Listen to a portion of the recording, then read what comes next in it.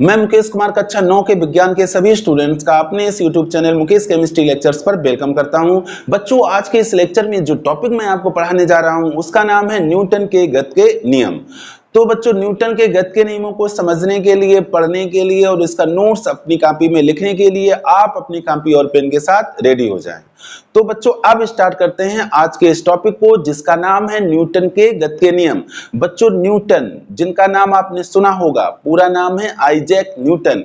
इन्होंने गति के 3 नियम दिए थे जिन्हें न्यूटन के गति का प्रथम नियम, न्यूटन की गति का द्वितीय नियम और न्यूटन की गति का तृतीय नियम कहा जाता है। अब इन 3 नियमों को वन बाय वन मैं आपके सामने एक्सप्लेन करने जा रहा हूं, तो आप अलर्ट होकर के ध्यान से मेरे इस लेक्चर वीडियो को देखें। तो बच्चों, न्यूटन की गति का प्रथम नियम हमें ये बताता है कि यदि कोई वस्तु विराम अवस्था में है, यानी कि ठहरी हुई है, तो वह विराम अवस्था में ही रहना चाहती है, और यदि गति की अवस्था में है तो वह गति की अवस्था में ही रहना चाहती है। कब तक? जब तक कि उस पर कोई बायबल ना लगाया जाए या जब तक कि उस पर कोई बायबल कार्य ना करे। तो बच्चों, अब आपके दिमाग में ये बात आ रही होगी कि यही बातें तो मैंने आपको तब बताई थी जब जड़त्व पढ़ाया था। तो बच्चों, न्यूटन की गति का प्रथम नियम ही जड़त्व का नियम भी कहलाता है। और बच्चों, इस नियम को गैलीलियो का नियम भी कहते हैं, क्योंकि वैज्ञानिक गैलीलियो ने भी यही बातें बताई थी। तो अब आप समझो, न्यूटन की गति का प्रथम नियम जड़त्व का नियम भी कहलाता है और गैलीलियो का नियम भी कहलाता है, जो हमें बताता है कि यदि कोई वस्तु विराम अवस्था में है तो वह विराम अवस्था में ही रहना चाहती है, और यदि वह गति की अवस्था में है तो वह गति की अवस्था में ही रहना चाहती है, जब तक कि उस पर कोई बायबल ना लगाया जाए।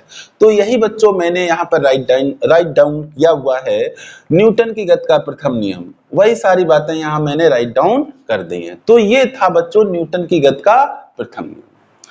अब आते हैं बच्चों न्यूटन की गति का द्वितीय नियम। न्यूटन की गति का द्वितीय नियम मैं आपको बताने जा रहा हूं, ध्यान से समझें। इस हेडिंग को जरा करेक्ट कर लेते हैं। न्यूटन की गति का द्वितीय नियम,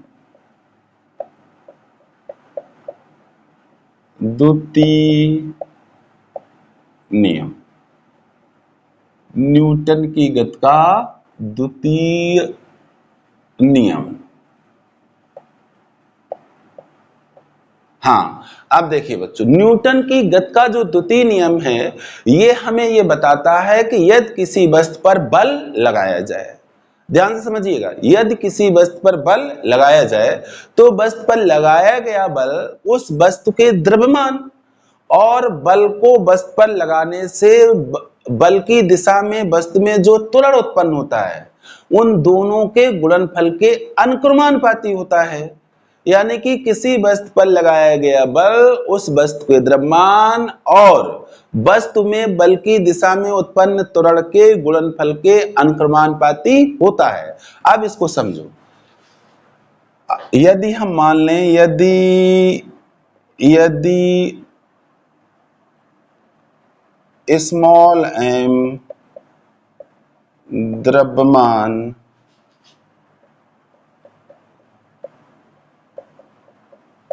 की वस्तु पर कैपिटल एफ बल, यदि स्मॉल एम द्रव्यमान की वस्तु पर कैपिटल एफ बल लगाने से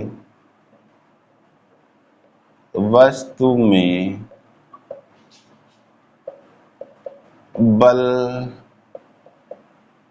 की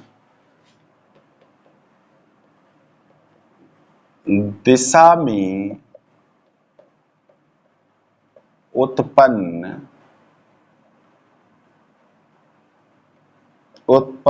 त्वरण का सिंबल बच्चों स्मॉल ए होता है, उत्पन्न त्वरण स्मॉल ए है,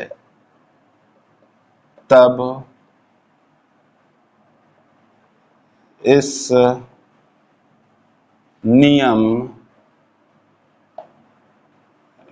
के अनुसार,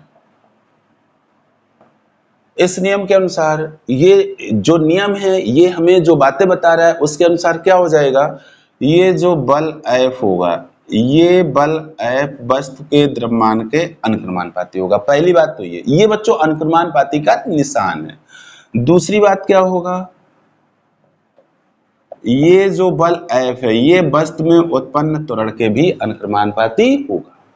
अब इन दोनों को जब हम मिला देंगे, इसको फर्स्ट मान लो, इसको समीकरण सेकंड मान लो, इन दोनों को अब हम क्या करेंगे, संयुक्त कर देंगे। कहने का मतलब इसको उठाएंगे और इसके ऊपर रख देंगे, इसको उठाएंगे इसके ऊपर रख देंगे, तो क्या होगा, F F के ऊपर जाएगा और A का M में गुणा हो जाएगा। F F के ऊपर जाएगा तो इसका मतलब ये नहीं कि F इंटू F बराबर F स्क्वायर, ये नहीं आपको करना। F F के ऊपर जाएगा यानी कि लेफ्ट हैंड साइड में केवल कैपिटल F रहेगा और राइट हैंड साइड में M में A का मल्टीप्लाई हो जाएगा। देखिए बच्चों, उपर्युक्त दोनों को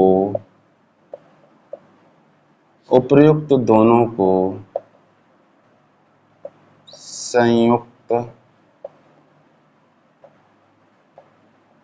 करने पर क्या हो जाएगा, F अनुक्रमानुपाती M इंटू A। यही बात मैंने यहाँ पर राइट डाउन की है। किसी वस्तु पर लगाया गया बल उस वस्तु के द्रव्यमान तथा उस वस्तु में बल की दिशा में उत्पन्न त्वरण के गुणनफल के अनुक्रमानुपाती होता है।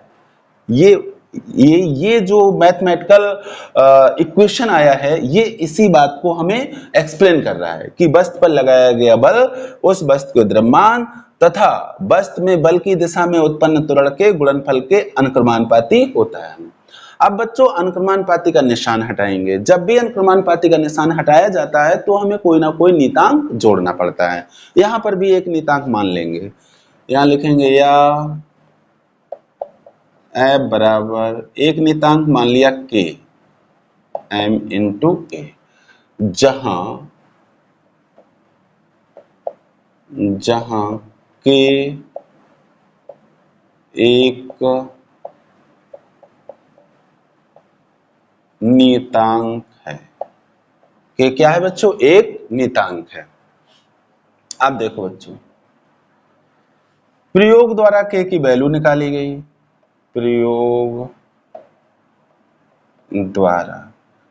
द्वारा जब K की वैल्यू निकाली गई तो निकल के आई 1। तो जब 1 निकल के आई, इसको मान लो समीकरण नंबर 3, समीकरण नंबर मैंने मान लिया इसको 3। प्रयोग द्वारा K की वैल्यू निकाली साइंटिस्टों ने, जो 1 आई, अतः समीकरण 3 से F बराबर क्या हो जाएगा, M इंटू A। ये बल का आ गया सूत्र, बहुत इंपॉर्टेंट सूत्र है, बल F बराबर M इंटू A। इसका मतलब बल बराबर द्रव्यमान गुणित त्वरण। क्या मतलब है इसका, अर्थात बल इक्वल टू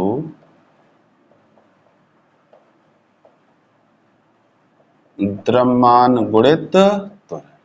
तो इस सूत्र को आप याद रखेंगे, बहुत ही इंपॉर्टेंट सूत्र है, संकेतों में भी और शब्दों में भी। F बराबर M इंटू A या बल बराबर द्रव्यमान गुणित त्वरण। अब बच्चों आप इसका स्क्रीनशॉट लेके कॉपी में नोट करो, फिर मैं आगे आपको चीजों को एक्सप्लेन करने जा रहा हूं।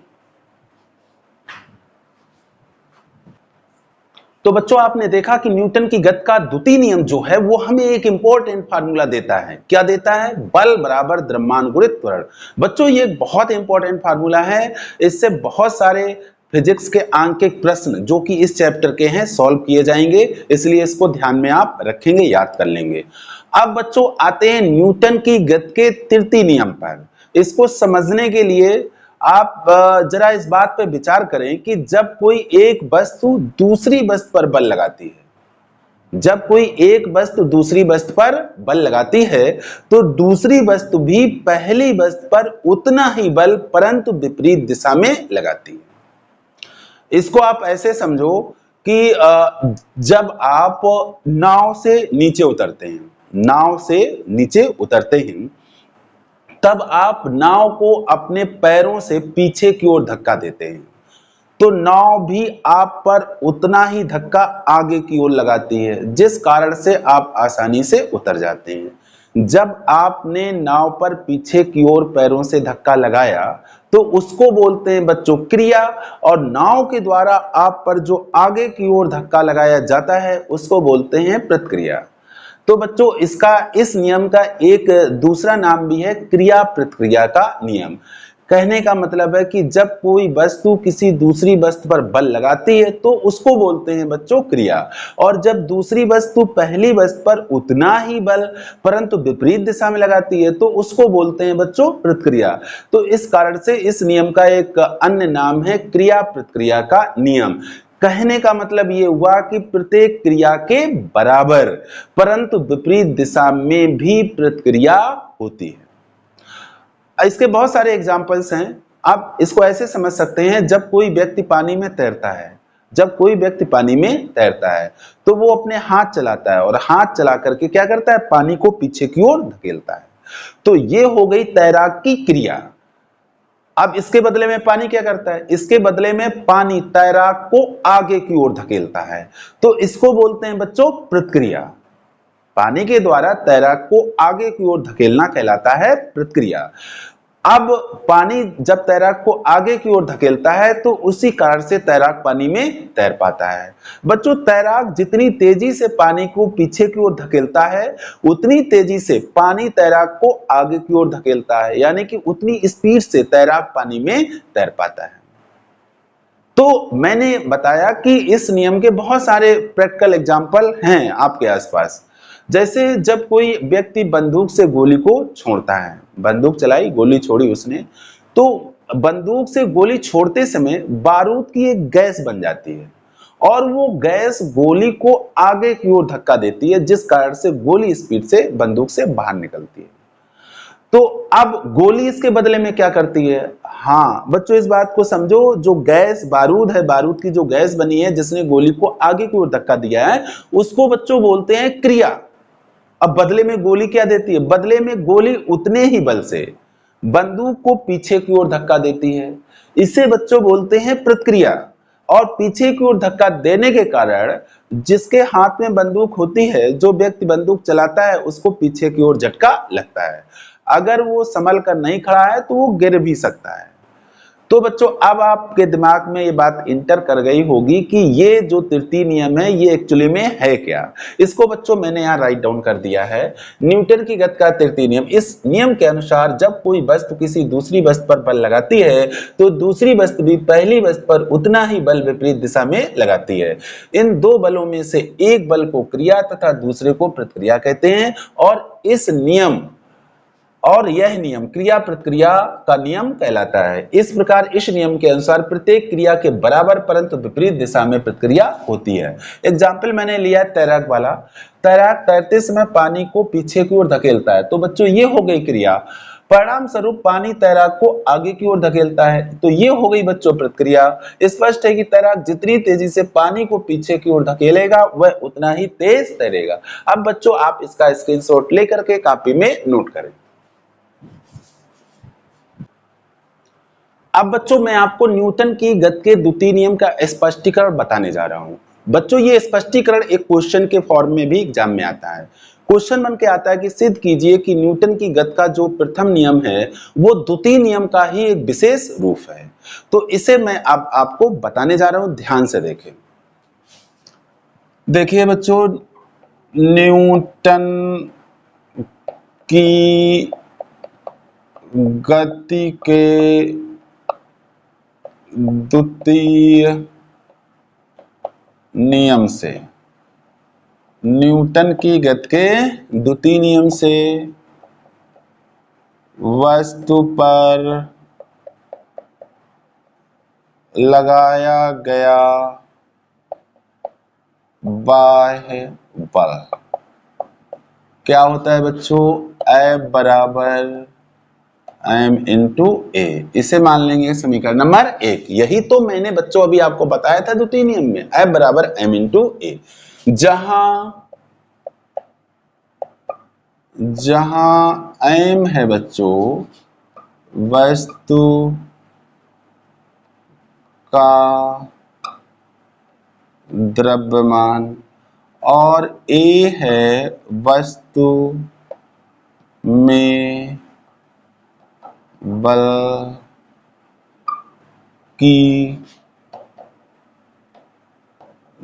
दिशा में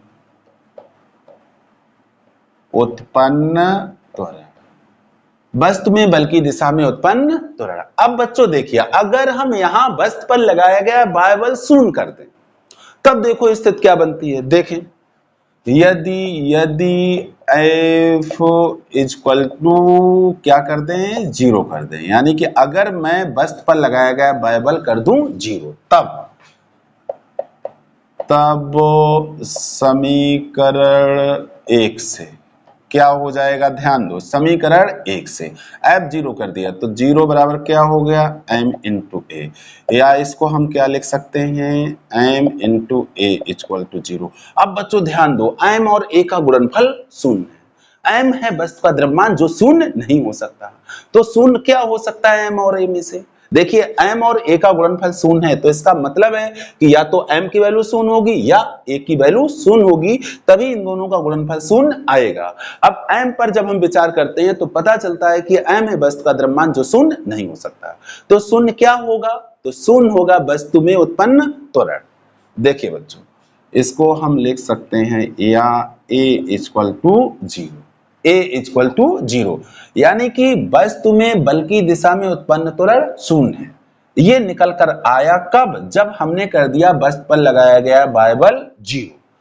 तो बच्चों अब वस्तु में बल की दिशा में उत्पन्न त्वरण हो गया शून्य, यानी कि वस्तु में उत्पन्न त्वरण शून्य हो गया। त्वरण के शून्य होने का अर्थ होता है कि वस्तु या तो विरामावस्था में है, या तो विरामावस्था में है या गत की अवस्था में है, और गत की अवस्था में एक समान वेग से गत कर रही है, तभी उसका त्वरण शून्य होगा, अदरवाइज शून्य नहीं होगा। तो न्यूटन की गति का प्रथम नियम भी तो हमें यही बताता है कि अगर वस्तु पर कोई बाह्य बल ना लगाया जाए, यानी कि वस्तु पर लगाया गया बाह्य बल कितना हो, शून्य हो, तो वस्तु या तो विरामावस्था में होगी या गत की अवस्था में होगी। तो आपने देखा कि न्यूटन की गति के द्वितीय नियम को मैंने लिया और प्रथम नियम को निकाल दिया। देखिए बच्चों, अब इसको शब्दों में लिखते हैं। अतः वस्तु का त्वरण बराबर शून्य, वस्तु के त्वरण के शून्य होने का अर्थ है कि वस्तु या तो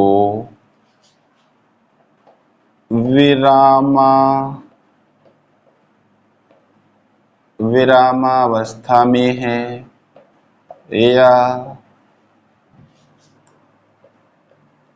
एक समान वेग से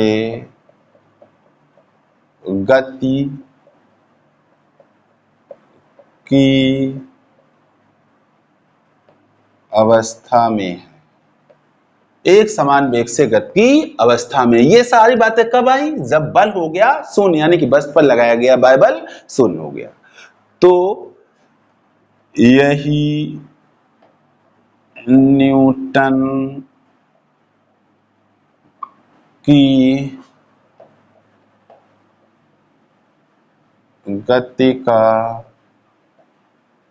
क्या है, प्रथम नियम है।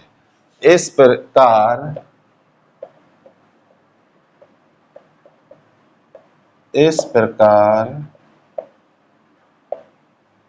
स्पष्ट है कि न्यूटन की गति का प्रथम नियम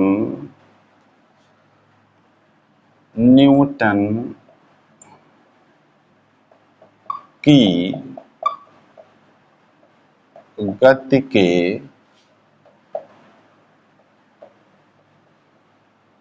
द्वितीय नियम का एक विशिष्ट रूप है, एक विशिष्ट रूप है।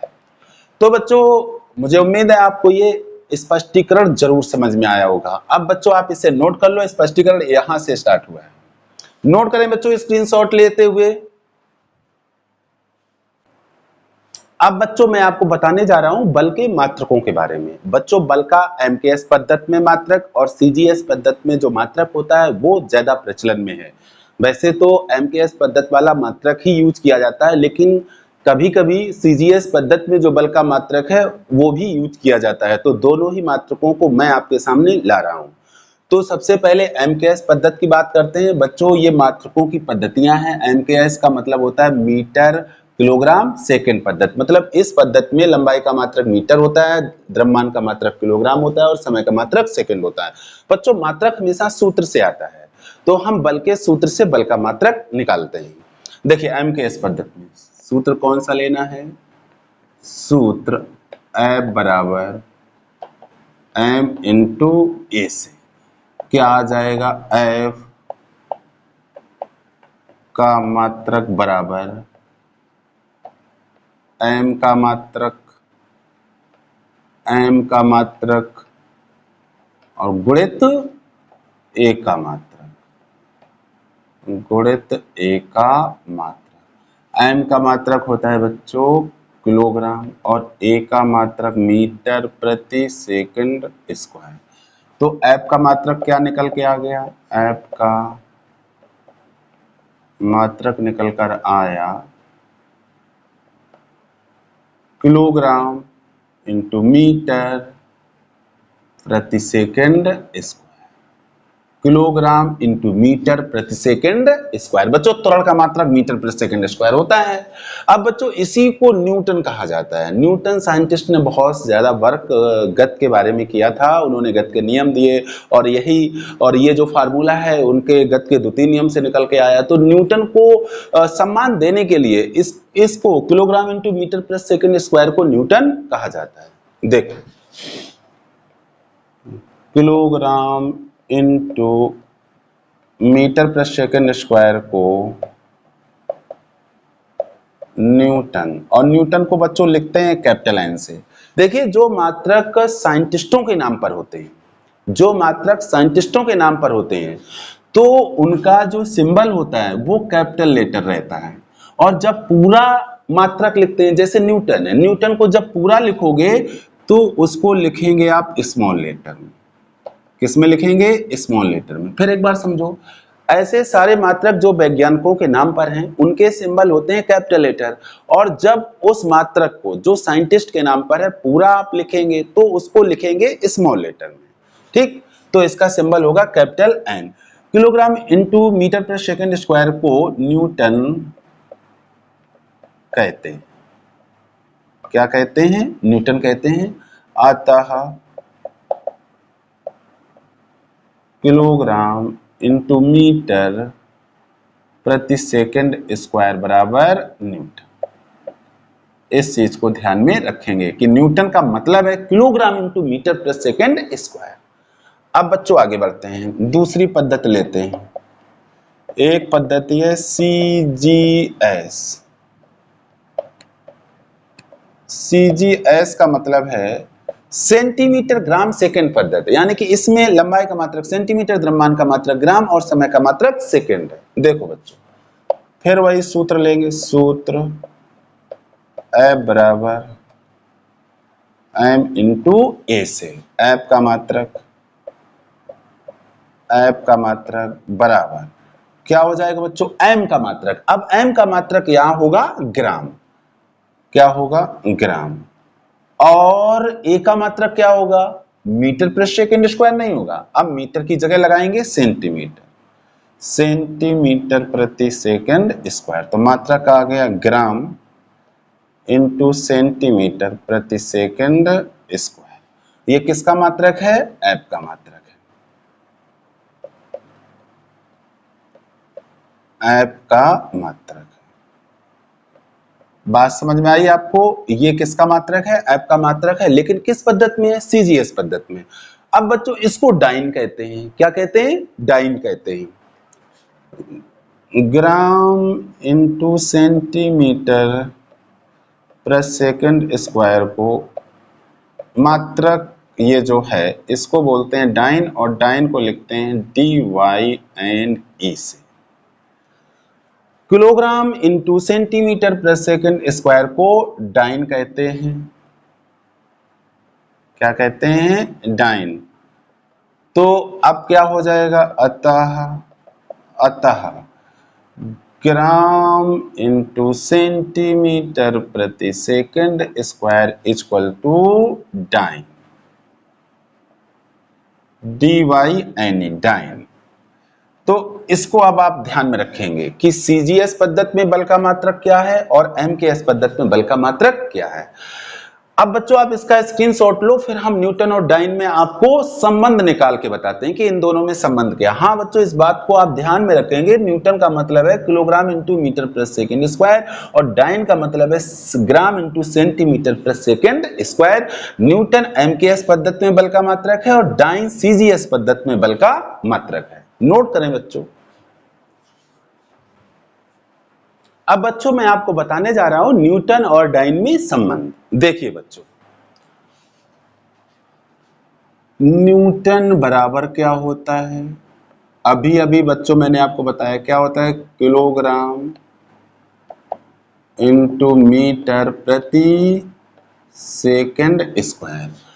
अब बच्चों डाइन क्या है? डाइन सीजीएस पद्धति में बल का मात्रक है, और डाइन का मतलब होता है ग्राम इंटू सेंटीमीटर पर सेकंड स्क्वायर।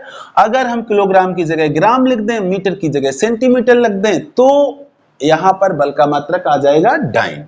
ये बच्चों कैसे संभव है? देखो बच्चों, 1 किलोग्राम में होते हैं 1000 ग्राम। कितने ग्राम होते हैं? 1000। और इसको कैसे लिखेंगे? 10 की घात 3 ग्राम। ठीक। और 1 मीटर में कितने सेंटीमीटर होते हैं? 100 सेंटीमीटर। इसको लिखते कैसे हैं? 10 की घात 2 सेंटीमीटर।